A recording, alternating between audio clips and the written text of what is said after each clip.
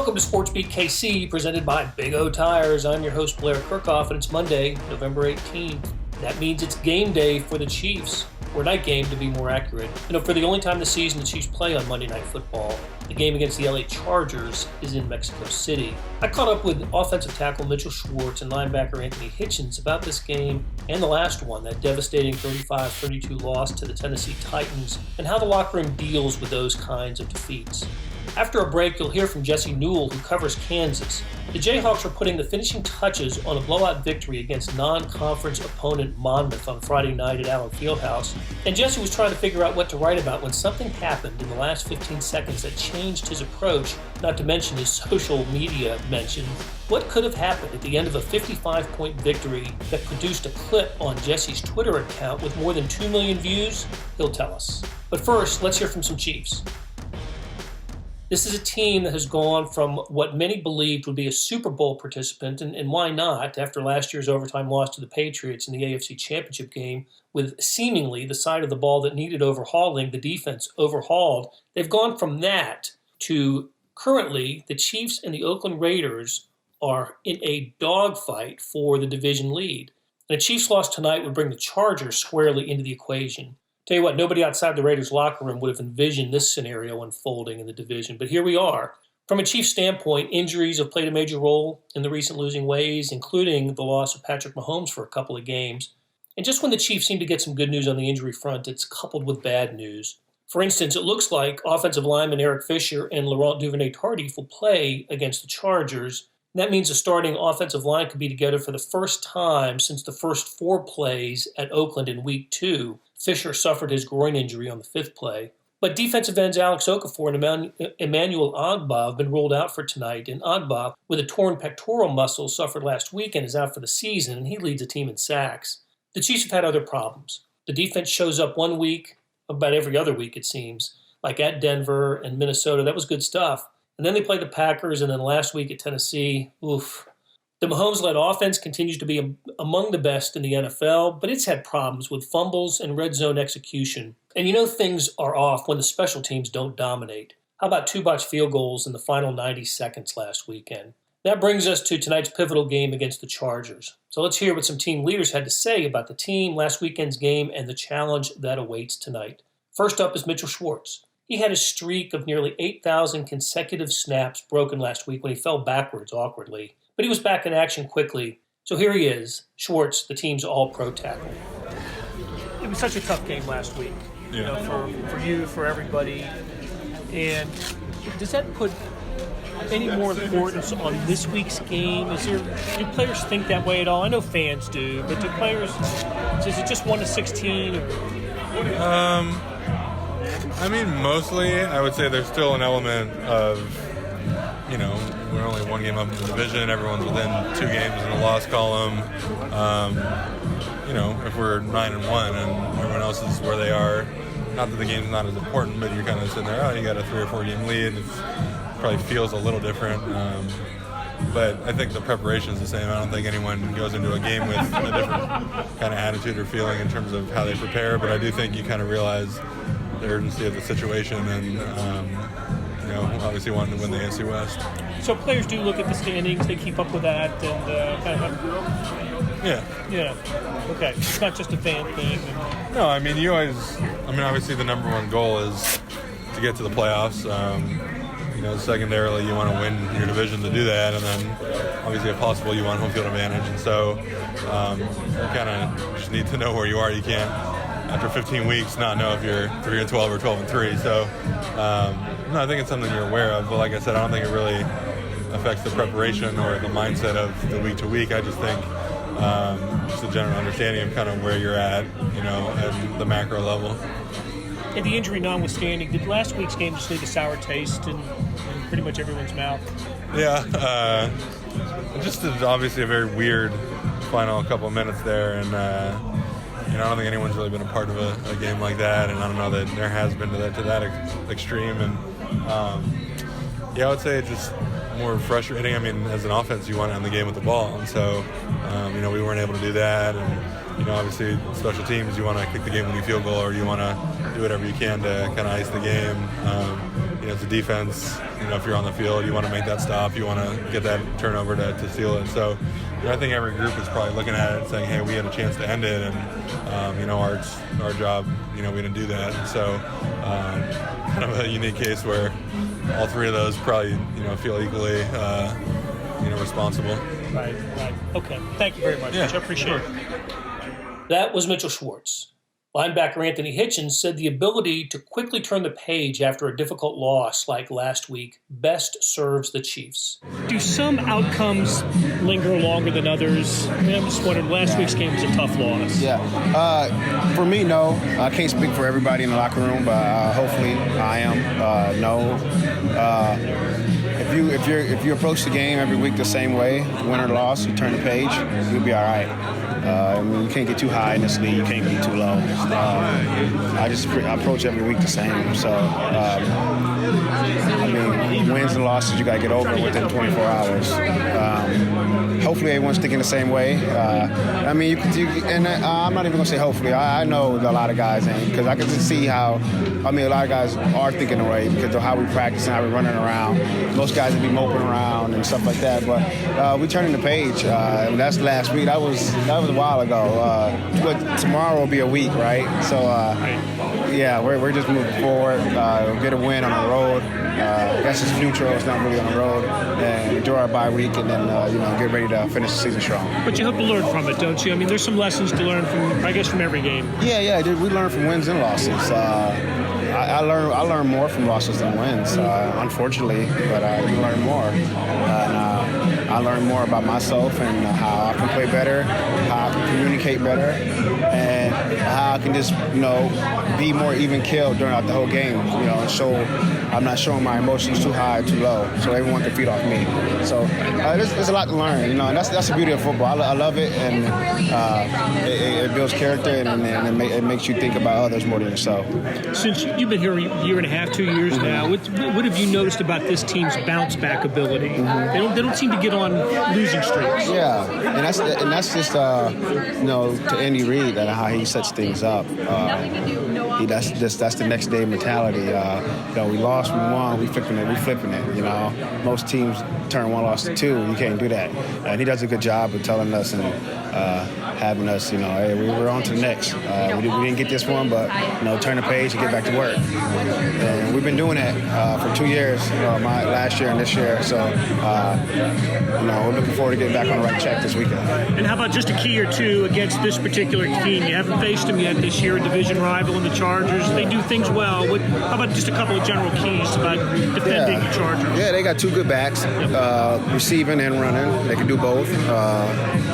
Hall of Fame quarterback, everyone knows, and good receivers. It's the NFL. Every week's going to be tough. There's different challenges every week. This week, we're going against a Hall of Fame quarterback. They're going to know where we're in. We do enough film. We're gonna know what they're running.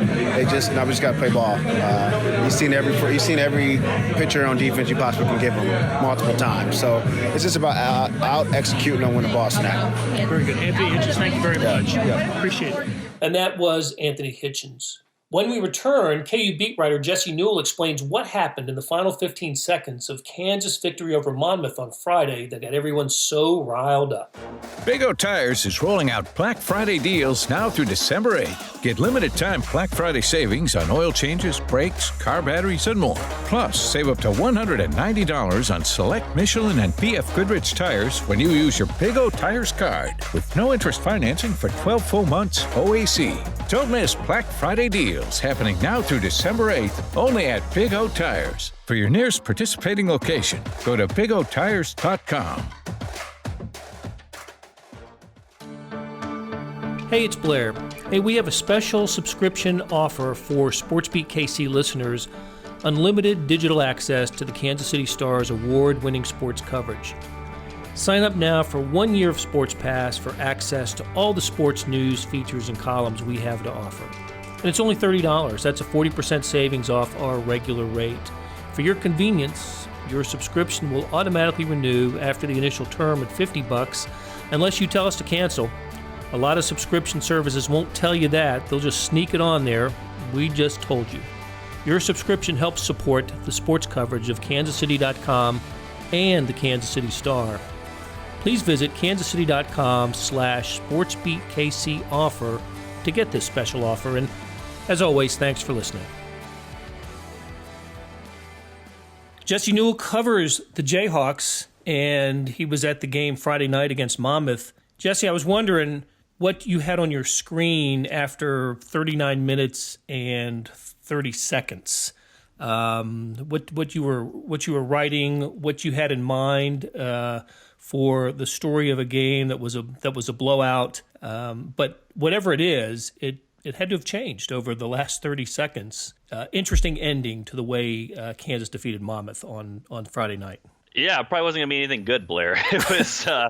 It would have been very entertaining. Well, probably would have been David McCormick, and he kind of went to put on a rebounding performance for the ages, I guess. 16 minutes, had 11 rebounds, which is actually really tough to do when you're in that short of time. But I don't think that's as entertaining as what happened at the very end of this, which was George Pappas. Basically, KU was up 110-55. Bill Self told Tristan Aruna, his freshman guard, to pull the ball back out just to run out the clock. You know, you basically stop the guillotine. You don't need to see any more heads roll. And one of Monmouth's players, George Pappas, snuck up behind Tristan Aruna, stole the ball, dribbled down the court, put in a one-handed dunk over Tristan Aruna, and then proceeded then to walk towards Tristan to talk trash on him while down 53 points. And so, that became the story. I told Trinity Gary, I said, I'm going to write about this. So thank you very much, Monmouth. Thank you very much, George Pappas. And this is the craziest part, Blair. I posted this video and put the caption, "Here's how not to act when losing 110-55" on Twitter. And as of us talking right now, it has been viewed on the internet 2.2 million times via that outlet. So pretty crazy stuff, Blair. It became kind of a national story. It's sort of interesting that I didn't think I was saying anything controversial by saying this is not how you act late in a game when a team is trying to not put more points upon you, but I could be mistaken based off the reaction I've got out there. A lot of people saying you play till the final whistle, and so I guess so. But it definitely created a lot of controversy in what was not a controversial game and what was a game that KU absolutely dominated. Yeah, it seemed to strike a nerve, and end of blowout game etiquette versus playing through the final whistle, as you said.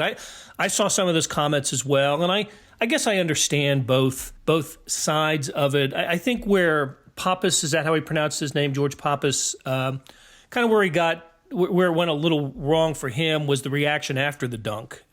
He did get a technical, right? He got a technical foul for the trash talking afterwards. But I do think that even with that, it's worth the conversation to have about end of game etiquette in that sort of game. And to be honest, you mentioned this in your story, and in fact you built some of the story around it and some of the Twitter around it. We've seen this at a Kansas game before, only it was the Jayhawks who kind of flubbed the end of the game etiquette, and Bill Self was pretty perturbed about one of his players' act at an end of a game that was pretty decisive. Yeah, 3 years ago, Brandon Green, and it'll be famously called the dick move is what Bill Self called it. He also referred to it as classless. Basically, Brandon Green could have run out the clock. KU was up 16 against Kansas State and state rival. He decided to go in and dunk the ball at the end and put the exclamation point on it. And as we know, Bill Self had some very public spats with Brandon Green, so not a player he particularly liked, and he went off on him basically for doing that. So this seems to be almost the exact opposite end of the spectrum here. And you're right, there is some nuance here. I've been called a boomer here about 30 or so times on Twitter in the last 24 hours. So I'm trying to find my blind spots here, Blair, as a 36-year-old man and being referred to that. So I understand the play to the whistle crowd. I understand what they're saying. However, this seems to me a little bit different. And listen, I'm with you in that I don't like the unspoken rules of baseball and all that stuff and who's supposed to keep track of that, all that stuff. But what happened here, it less reminds me of, or less makes me think of a game where you play till the final whistle, and more reminds me of a foot where a team is kneeling.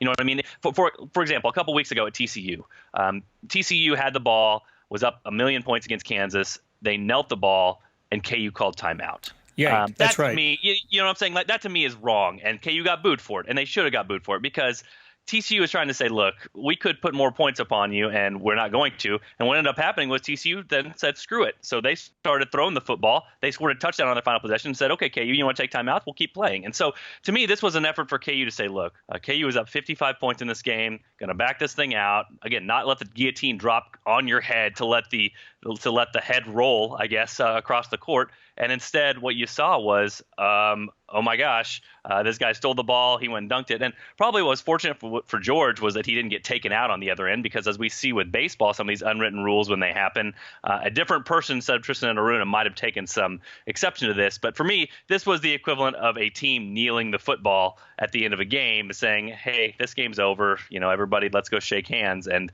kind of stepped outside of the realm of sportsmanship to me. But again, like I said, a lot of opinions out there, and I've been told I've been wrong a lot here in the last 24 hours. So it very much could be the case that I am wrong about this. So both coaches addressed it after the game. King Rice, the Monmouth coach, who I remember as a North Carolina guard back in the 80s, he basically apologized for it. I noticed they didn't bring George Pappas to the post-game interview session, and I don't know if I just haven't seen if he's had any response on his social media forums. And then Bill Self addressed it as well, saying he didn't have a problem with it. In fact, he's kind of spun it as a teaching moment for Tristan and Aruna. Be a little more careful with the ball at all times, not just in the when games are competitive, but there's a way to prevent that if you're just halfway paying attention. So, what did you make of what King Rice and Bill Self said after the game? Yeah, King comes from the Bill Guthridge, Roy Williams school of thoughts, and basically coaching tree, because you mentioned his North Carolina roots. And Dean Smith was his coach in the 80s there at Carolina. Yeah, I know he talked in the pregame about Roy Williams, messaging him or talking to him this week, basically after he went to K-State and said all those nice things about K-State's facilities and Bill Guthridge, all those sorts of things. It honestly reminded me of Roy Williams' response. I mean, that's not what the program is about. That's not how we teach our guys. This will be a learning lesson. I mean, it sounded kind of straight from the North Carolina playbook, where this is not what you want on your ledger as a head coach. And I think if you got Bill Self, with a nice cold beverage and an honest mode, he would tell you, yeah, if that same thing happened for him, he would be embarrassed by the same sort of thing. If that's how his team acted when down 55 points at the end of the game with a team that's basically trying to get the heck out and not have you lose by any more points. For Bill Self, I think it also was kind of a stand-up response, because if he had come out and said that is the most unclassy thing I've ever seen in my life, then all of a sudden there's a lot of spotlight put on King Rice and Monmouth, and why do that? You know what I mean? KU won by 55, you move on. It's no big deal for Kansas. I mean, whatever, it happened, you move on. So I think both coaches' responses were sort of predictable in that regard and what you would have expected from it. And you mentioned George's response on social media. He actually, within an hour after the game time, I put this in the story, he deleted his Twitter account. So he was obviously getting hit up by a lot of KU fans with some negative feedback, which obviously is not a great part of today's world either, to have him have to do that or feel like he had to take that step to eliminate his social media account altogether. But yeah, there's going to be some blowback from this. It's going to be something he hears about for a while. And SportsCenter tweeted about it. Like I said, my measly tweet got 2.2 million views on it. So this is going to be something that follows around George for a long, long time. Yeah. Okay. Hey, there was some other news for KU in hoops last week, and that was the acquisition of talent. Latrell Jostle, I hope I'm pronouncing his name right, a point guard from Kellen, Texas, or Keller. I don't have it in front of me. I apologize for not having that right. I can't read my own writing here. So interesting, though, a kind of lightly recruited point guard joins the KU recruiting class. Tell us a little bit about Latrell. Yeah, it's fascinating with him because he's kind of a guy they mention as, quote, under the radar, and a guy that hasn't been recruited much. But I remember us talking about about a month ago, Blair, about Tyon Grant Foster when they got him, the JUCO transfer. And honestly, in the last month or so, he's completely blown up. So this is a guy that has really shot up not only college recruiting radars, but potentially even NBA radars. So KU obviously seems to have made a good decision on him. But I remember talking to you at the time basically saying, hey, with the FBI stuff that's going on with Kansas and, with all that's lingering over the top of the program, they might go after guys that you're not used to going after. this would be an example of that. I mean, this kid was basically unranked going into this week with some of the recruiting services. He's a guy that Kansas was on him, and he gave a list of other schools that were interested in him. But basically, once he received the offer, he accepted it. And I think it goes a little bit back to Isaac McBride, who KU had for this year as a point guard, and then he decided to transfer before the season. It seems to me like KU probably wanted to fill that slot in pretty immediately, and they were maybe looking for a guy that they could get right away, get signed up, make sure they had some security in there. And maybe I'm projecting a little bit too much here, Blair, but with all that's going to happen with Kansas basketball, we know probably in April or May of next year, there is going to be some sort of announcement from the NCAA of what they decide on this case where KU has 5 level 1 violations. For Bill Self, it's probably not a bad thing to get some of these guys locked up. It's probably not a bad thing to say, hey, here's the recruiting class that I have, and that way you have that and you're secure with that, and not to have a bomb drop on your program and then have to still go out and fill in some spots. And we know that guys like Devon Dotson, perhaps Ochai Agbaji, are going to be gone from your program, and you're going to need to fill in some of those backcourt spots. So for me, this could be a great signing for KU. I mean, I know a lot of people have mentioned that Devontae Graham and Frank Mason were lightly recruited, and KU turned them into great players. This is a little bit different from that. I think that Latrell is probably a little bit further down the line than even those guys were. But for Kansas, we've seen this happen. If KU coach Bill Self and his staff feel confident about a player, they usually are pretty right with this. And the last guy maybe kind of in this mold that went from, hey, never heard of him, to, oh, Kansas is offering, to Kansas takes him, to, hey, he's a good player, that might be Ochai Agbaji. So for Kansas and staff, again, it's probably good to lock in some guys before anything potentially happens here in the spring. But this does seem like maybe a little bit further down the road than what they normally take in recruiting. And a lot of that might just go back to all the circumstances that are going on here behind the scenes. Okay, Tuesday, home game against East Tennessee State. And then the weekend off, they head out to Hawaii, to Maui for the Maui Invitational. They've got Chaminade, I think, a week from tonight in that. And I think UCLA is on the Kansas side of the bracket in Maui with, among others, Michigan State, Georgia, Virginia Tech on the other side. So that'll be great. And Jesse, we will talk to you again next Monday, setting up the Maui Invitational, a great tournament, always a favorite tournament, and great games early in the college basketball season. Jesse, thanks for joining us. Hey, thanks, Blair.